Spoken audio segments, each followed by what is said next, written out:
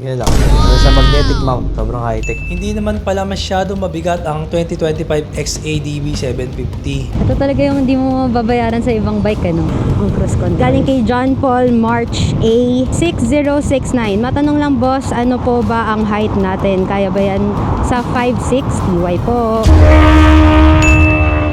Hi mga katingin, meron tayo ngayon pinakabagong labas na helmet intercom sa market at nakaka-excite to kasi meron tong bagong technology na tatapat sa mga high-end leading intercom brands. Ito ang ASMAX F1 Pro. Ang price nga pala nito, 8,900. At ito naman ang mga advantages ng ASMAX F1 Pro. Unang-una, meron siyang SMC or Smart Mesh Control. So meaning nun, meron siyang mesh and 5G connection. Yung mesh, yun yung parang radio signal na pwede kayo mag-usap ng between 1 to 10 riders. And then pag may isang nahiwalay, madali siya makaka-connect through mesh connection. Auto-connect, napakabilis lang. Seamless connection. Pag halimbawa, lumagpas na kayo sa range niya na 3 km distance, pwede ka na ngayon kumonect through 5G. Automatic nagsuswitch siya from mesh to 5G, which is the data ng cellphone natin. Isa pang advantage ng mesh connection, for example, 10 riders kayo and tig 1 kilometer ang inyong distance. Yung from 1 to 10 na may 10 kilometer distance, magiging bridge nyo yung mga nasa gitna. So, around 10 kilometers pwede pa rin mag-usap yung number 1 rider and number 10 rider. Sa battery naman, di hamak na mas malaki ang battery ng ASMAX kumpara dun sa leading brand ng intercom kasi yung leading brand is only 850 mAh and si ASMAX naman ay may 1350 mAh battery. Isa pang advantage niya versus the leading brand, si leading brand 120 kph. Doon lang kayo pwede mag-usap. Kay ASMAX F1 Pro, pwede hanggang 180 km per hour. Malinaw pa rin ang usapan. And then, tingnan naman natin yung forma niya. Napaka-sleek, napaka-compact, tsaka futuristic. So, kagandahan sa kanya, pagka pinower on mo siya, hold mo lang to for 2 seconds. Meron siyang letter X na LED. Dito naman yung up and down volume. Yan. So, parang, pwede mo siyang i-program. Pwede yung ibang kulay, RGB siya. Pag turn off mo naman siya, press mo lang itong dalawa, magre-red, off na siya. Pag nag-power on, hold mo naman ng 6 seconds yung function button and ayan, naka-pairing mode na tayo for Bluetooth connection. Tapos para ma-release mo naman siya sa kanyang quick release mounting dito sa ilalim, bababa mo lang itong sa likod niya and then quick release. And pagbabalik sa kanya, sobrang bilis lang. Yan lang. Meron siya magnetic mount. Sobrang dali, no? Sobrang high-tech. Tsaka sobrang tibay niyan kahit anong gawin mo. Hindi mo siya talaga matatanggal. Ito naman yung kanyang speaker. Sasabi nila, according dun sa website, ito raw ay Acoustic Lab na meron siyang max sound. Actually, sabi nila sa website, mas maganda pa yung quality niya versus dun sa leading brand ng speaker na branded din. At makikita naman natin, no? Ang ganda ng tela niya. Yung sa pinaka-speaker niya. Napakalambot ng tela. Tapos, yung ASMAX na logo niya, meron naka-emboss na rubber. So, sa tingin ko, high quality to kasi tela siya. Unlike dun sa leading brand, foam yung ginamit nila. So, katagalan, nawawara, parang nagiging malutong yung foam, natatanggal siya. So, sa tingin ko, mas durable nga to. At meron din nabibiling audio kit and mount kit set. So, itong audio kit, dito yung microphone and yung speaker. Itong mount kit naman is ito yung pinaka-mounting kung saan mo i-mount yung intercom. So, ang ganda nito, kung marami kang helmet, di mo na kailangan bumili ng maraming ASMAX. Bibili ka na lang ng mounting kit set. At yung set nito ay 3.5. Para hindi ka na baklas ng intercom. Lilipat-lipat mo na lang siya. And available na nga pala itong ASMAX F1 Pro sa mga SEC Moto Supply branches. At pwede rin order sa online. So tara, subukan nating install sa helmet tapos testingin na natin. So, hi mga katingin, meron tayong ride ngayon. At papakita ko muna sa inyo yung gagamitin natin. Bago nating helmet. So, tigisa kami ni Mrs. Katingin ng bagong helmet. Ito yung pinakabago ng SEC Edge helmet. And isang Mesuka helmet na Winnie the Pooh. So, gusto ni Mrs. Katingin yan eh. Maganda ba? Subukan na rin natin yung intercom. Tapos first ride namin dun sa pinaka-latest sa 2025 XADV. So, ngayon ipapairing natin siya. Yan. Tapos pag umilaw na yung Device 1 connected. High max battery. 100%. Group high max battery. 100%. Group mode. So, ito yung gagamitin natin. 2025 XADV 750. And tago muna sa underseat itong belt bag natin. Para wala tayong dala-dala. Pati yung cellphone natin. Maganda na scooter. Marami kang storage. And then, ayan. Parking brake. Start. Kita nyo naman, 1,000 odo pa lang to. Okay, kaway-kaway na sa camera.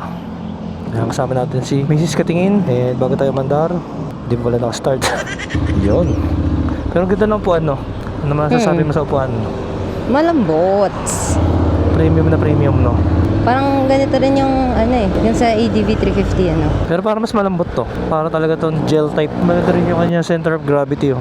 Sobrang ganda ng suspension, no? Hahanapin mo yung lubak para matesting siya. Gusto yung ride? Wala kang nararamdaman no? Lubak? Yeah, all goods. Masama pag na-spoiled na tayo sa magagandang suspension eh.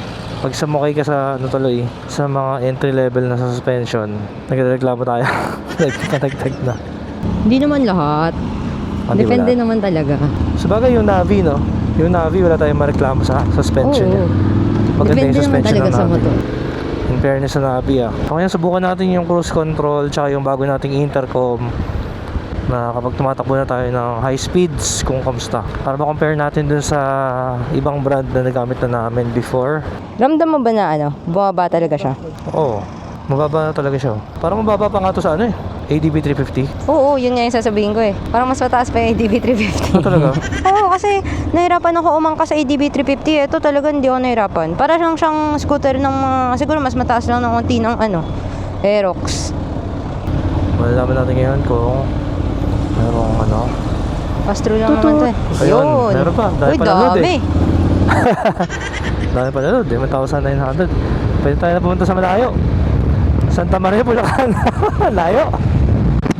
So ginaka-standard mode lang tayo ngayon para sakto lang yung ride natin. Hindi naman natin kailangan buwak-bak. At may kasama tayong maingay, baka masigawan. Tsaka pag ito, di ka takot, no? Pag ganitong tahimik yung motor, di ka takot. Hindi rin. Parang kumbaga depende sa riding position rin siguro tsaka sa bilis. Given na yun pag naka-sport or Z9, talagang medyo nakakatakot kasi mas aggressive rin yung position ko eh as a back rider. Kaya talagang ikaw rin yung rider pero hindi mo hawak yung manabela, parang gano'n. Doon ka na natatakot pag mataas ka dun sa rider sa akin. Mapapadasal ka talaga. Pero yung mga ganito, mas relax eh. Kaya nga, yun yung advantage pagka scooter ka o naka-maxi scoot ka. Mas relax rin talaga yung Tsaka pag maliit yung upuan, no, para ka malalaglag, no? Ay, in fairness, nung binuksan ko yung ventilation sa bunbunan ng helmet, naramdaman ko yung hangin sa ulo ko. Oh, nagkakaroon ako ng hangin sa ulo ko. Ang ganda ng ventilation nitong Sec Edge helmet. And at the same time, the wind noise naman, hindi naman sobra-sobra.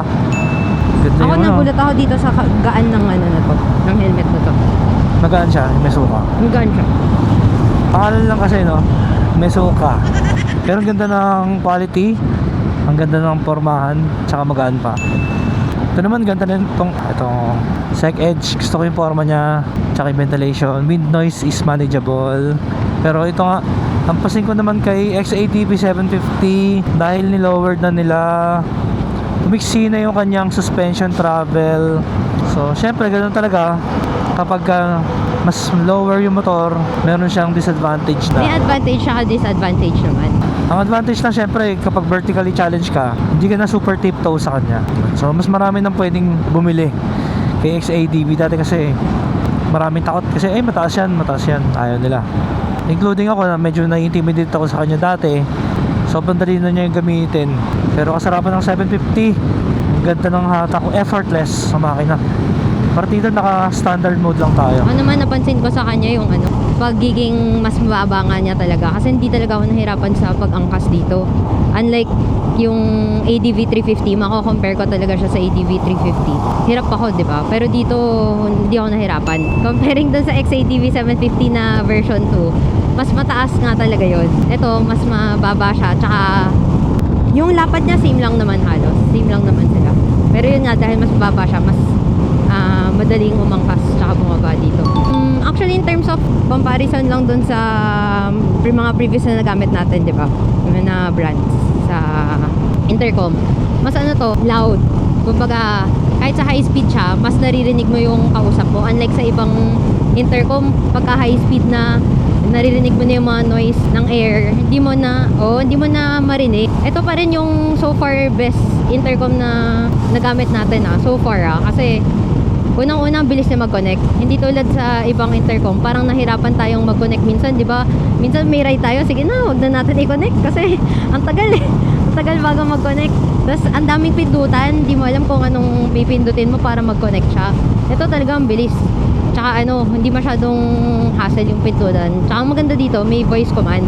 Lalo ngayon, tumatakbo tayo ng 90 plus and yung voice malinaw pa rin. Alam mo, napansin ko ngayon, dito sa XADV, kung compare mo siya sa AK550 Premium, mas manipis to, XADV, no? Yung katawan niya, no? Mas manipis. Medyo bagay yung katawan ni T-Max tsaka ni AK, no? Ganda ng handling, no? Sayang, ang sarap pong maralaki dito. Ang ganda ng upuan. Mas malambot yung upuan ni version 3 kaysa sa version 2 na XADV. Medyo matigas yung upuan nun yung dati na XADV. Kung naalala mo pa. Oo, naalala ko. Lambot eh. Pag bumabanking, humuhulma yung upuan sa pet ko. Nakakaramdam na kumukontra yung upuan eh. Para naka-planted pa rin yung ano mo. Mas gusto ko to overall. Pati yung DCT niya, mas smooth. Yan. Siguro kung ano lang, may babaguhin lang ako dito. Gusto kong pahabaan ulit yung suspension travel. Pero lahat ng upgrades dito, yung upuan, yung DCT, yung cruise control, lahat yun, napakagandang addition na hindi mo magagawa pag meron kang version 2, di ba? Hindi mo ma-upgrade yun sa version 2, pero yung suspension naman pwede mong i-upgrade dito sa version 3. Challenging yung ano. Parang Kami naka-exciting pa na doon. Kaso, wait lang. Ito kagandaan ng ano, ng naka low seat height ng motor. Tapos with dual sport tires. Alright. Anong pangalan to? Diner. Route 95 Diner. Okay, order natin. Anong tawag dito? Overload rice. Shrimp pa yan? Dynamite. Shrimp Dynamite. Grabe yung ribs ah. Laki pala nyan. 700 plus lang to. Para comparison sa kamay ko. Nakalaki yung ribs. Ang laki. Ang dami pa rin yan. Tsaka to, Castilla. Okay, ito order natin. Parang gutom na gutom si Mrs. Katingin. Walang breakfast eh. Hindi naman pala masyado mabigat ang 2025 XADV 750. So ito, didemo ko kung paano siya imaniobra sa parking.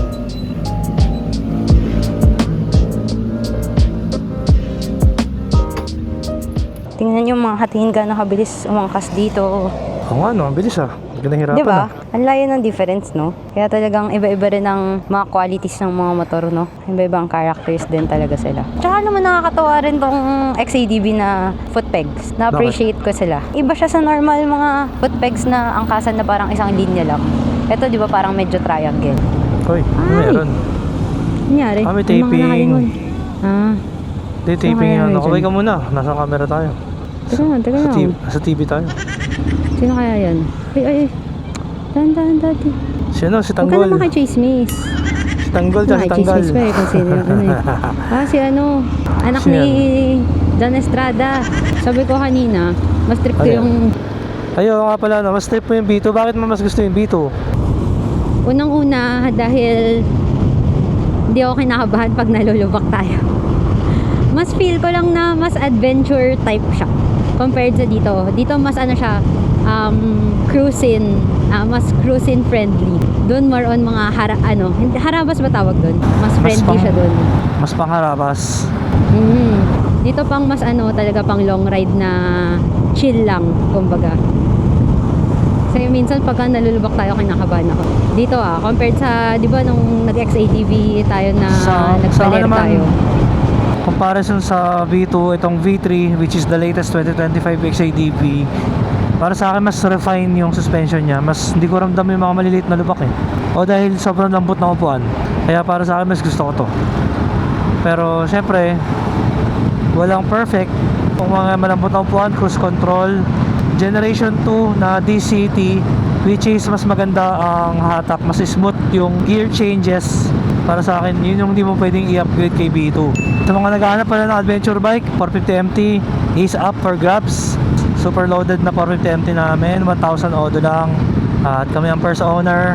Nakapahala na kay Mrs. Kaya kung sino may gusto ng 450MT. Actually, nung una, dapat kuha kami ng XADV 750, yung itong new look at saka yung may cruise control. Kasi nung niride namin sa Bel Air yung V2, sabi namin sobrang ganda na nito, for keeps na talaga yung V2, kulang na lang ng cruise control. So nung lumabas yung cruise control, gusto na namin bumili para i-for keeps. Kaso nga lang, yun nga, mix kami kasi ako gusto ko V2 pala, siya gusto niya V3, so kaya hindi pa talaga kami nakakahanap ulit ng perfect bike para sa long ride. Kasi nga, if hindi pa na-announce ni Kenji, decided na namin i-out ang 450 MT. So, another vlog naman yun para sa reason kung bakit. Tingnan muna natin yung mga nag-comment sa YouTube natin. Simulan natin dito kay Sir Christian Manalo 5043, new subscriber here. Na-try ko na din XADV, pinaka-problema lang is yung bigat, lalo na pag i-aatras mo or center stand, haha. But power and comfort 100% solid, ride safe always, sir. Yun, tama. Kapag naka-center stand ka, for example, sa incline parking, yung pataas, medyo mahirap siyang baba from center stand. Gentle nga, mabigat. Yun yung isa sa mga disadvantages talaga, yung bigat. Tama, agree ako doon. Pero comfort talaga. Sobrang sarap ng comfort. Okay, sabi naman ni Magico 3039, putik may cruise control na, bumaba pa. T-Max na sana eh, buti nakita ko to. Thanks, Sir Kenji. Comparing kay T-Max, Tech-Max, no, na may cruise control din. Imagine tapos yung presyo, mas mura pa rin siya compared kay T-Max, Tech-Max. Tapos mas malaki pa yung makina, mas malakas ang horsepower and torque. Mapapaisip ka talaga nung sobrang sulit magbenta ni Honda ng motor kasi binababaan niya versus the competition yung presyo with specs na mas mataas pa. Kaya kung nagpapaisip ka Tech-Max or XADV, kung ako personally nahirapan akong pumili, pero slight advantage syempre dahil kay XADV kasi yung forma niya tsaka yung presyo mas mura, tsaka syempre mas malakas yung hatak nito. Pero may pagka slight edge ako kay Tech-Max dahil when it comes to handling, mas masarap ang handling ni Tech-Max, tsaka yung lightness mas magaan yung Tech-Max. Pero pansin ko from the version 2, mas maganda kayo na handling ng XADV na version 3. Okay, galing naman kay BN Detailing Pro. Greetings, I'm thinking of buying a new one. Is it really an upgraded DCT gearbox unlike 2024? Tama, upgraded talaga siya. Generation 2 DCT na or dual clutch transmission na ang gamit ni B3 or the 2025 XADV. Napapansin ko yun during low speed kasi pagka yung version 1 or Gen 1 na DCT, minsan na confuse yung DCT, hindi niya alam kung second gear, third gear, or first gear, second gear. Minsan cambio siya ng cambio. So minsan nakakainis kasi ramdam mo yung clank gumagano siya eh. So dito mas less din yung tunog na ganun, yung parang ramdam mo na kumakambyo. Mas smooth ang operation nito DCT na malapit na siya maging CVT sa smoothness niya. Ito naman, galing kay John Paul March A 6069. Matanong lang boss, ano po ba ang height natin? Kaya ba yan sa 5'6"? TY po. Ba kaya? Oo, kasi 5'6" ka, mas matangkad ka sa akin ako kasi below 5'5" lang ako, kaya mas matangkad ka sa akin. Kaya mo. Lalo tong version 3, dahil mas pinababa na, hindi na ako kasing tiptoe kagaya dati. So malaki ang binaba, I think around more than 1 inch ang binaba nitong version 3. Galing kay Supreme Bike Center Kabangan 6774. Sa maintenance kaya niyan, idol, hindi naman masyadong gastos? Ayun, so when it comes to the maintenance, well, same lang naman din eh. Sa ibang motor, syempre papachange oil ka. Dahil 2-cylinder lang, di naman sobrang daming oil gagamitin dito. Wala naman masyado. Sakto lang. Siguro yung gear oil, transmission oil dahil sa DCT. Pero overall, mas matipid pa rin to kaysa sa maintenance ng mga sasakyan. Tsaka sport bikes, super bikes. Ito naman galing kay Slash Motovlog. Solid bossing ko. Quick question, ikip mo ba luma mo ADV or ibebenta mo? Ang kulang na lang dyan para sa akin is yung charging port. Kahit USB type lang sana, pero nevertheless, favorite ko yan na big bike sa automatic category. Solid review as always, bossing. Yun nga napansin ko, no? Wala siyang USB port dito sa ibabaw. Pero okay lang kasi nandiyan yung Qi TR100 na external USB port charger. Two-way siya. So makapag-charge ka ng battery ng motor tsaka yung cellphone mo. Pero sana nga, no? Next XADB, maglabas na sila ng merong charging port dito. Kasi syempre, pang long ride to eh. Tsaka yung kapitan sana ng navigation, wala rin siyang lagayan eh. Pero ang kagandahan naman, na-upgrade yun. Kumbaga, pwede naman siyang i-upgrade sa motor. Tama. Tsaka meron naman tong road sync. So meron siyang turn-by-turn navigation. Just in case na ayaw mo na maglagay ng masyado maraming gadgets sa motor mo. At ito naman galing kay STI Jojo STI. Balita ko kasya daw ang upuan ng 2025 sa 2023 below models. Totoo kaya? Para pwede palit upuan para bumaba 2023 model sa akin. I think hindi naman upuan ng pinagkaiba eh. When it comes to sa seat height, ang pinagkaiba nila is the suspension sa likod. Pero yung quality ng foam, yung lambot ng foam, maganda makukuha mo kung ipagpapalit ka. I think pwede pagpalitin eh. I think same lang yung upuan nila. Anon Valentine, automatic windscreen na lang talaga kulang yan for that price. Dapat talaga sinasama na nila yan. Yung Forza 750 automatic na windscreen eh. Well, personally, kung may cool factor yung windscreen na umangat tsaka mababa. Pero sa akin, ayoko nang may windscreen na mataas eh. Mainit. Okay na sa akin yung manual na windscreen kasi hindi naman ako mahilig sa windscreen na mataas. Kaya okay na rin kasi cost cutting at the same time weight reduction kasi syempre may mechanism na naman yun pagka automatic yung windscreen mo. Galing kay Marcal Mazan, W6R, Boss Kenji, may cruise control na po ba ang bagong XADV 2025? Yun ang pinakamagandang nilagay nila dito sa XADV na matagal ko nang hinahanap na nire-request eh. So ito, meron na siya cruise control dito sa right side. Sa right handlebar may cruise control button na siya. Tapos sa left handlebar yung set tsaka reset. So I think mga 60 pwede na. Yon. Yan ah. Okay na. Cruise control. Ito talaga yung hindi mo mababayaran sa ibang bike ano. Kumbaga hindi mo ma-upgrade sa ibang bike eh. Ang cruise control. Sarap ng Mapagpahinga at ating kamay, mapag-stretching ka ganun. Makapag-chill ride ka at hindi ka mahuhuli ng overspeeding sa NCAP kasi hindi ka pipika eh, di ba? Set mo na siya eh. Set mo na siya dun sa speed limit. Safe ka na. Tapos nakaka-relax ka pa. Oo, kasi naalala mo nung nagbaler tayo, nangangalay na siya sa kakagalan ng ganun. Kaya Oo, talagang kaya. Tapos lalo, may pagka-adventure type kasi itong sa ADB, pares din ng ADB 350. Medyo mataas yung handlebar, kaya medyo pag matagal ka nakagano, medyo nakakangawit din siya. So para sa mga nagtatanong kung worth it ba mag-upgrade from V2 to V3, para sa akin worth it. Tapos sa mga gustong mag-XADB, if V2 or V3, if okay sa'yo yung looks ni V2, hindi mo naman kailangan ng cruise control, mag V2 ka na lang kasi malaki na sa save mo. Ngayon, kung may sobra-sobra kang budget at gusto mo ang the best of the best, wala ka nang isipin mag-upgrade in the future, syempre bili mo na yung pinaka the best top of the line, itong V3. comparison ng sinasabi mong presyo is yung V2 na second hand kasi wala ka na mabibiling brand new na V2 eh, di ba?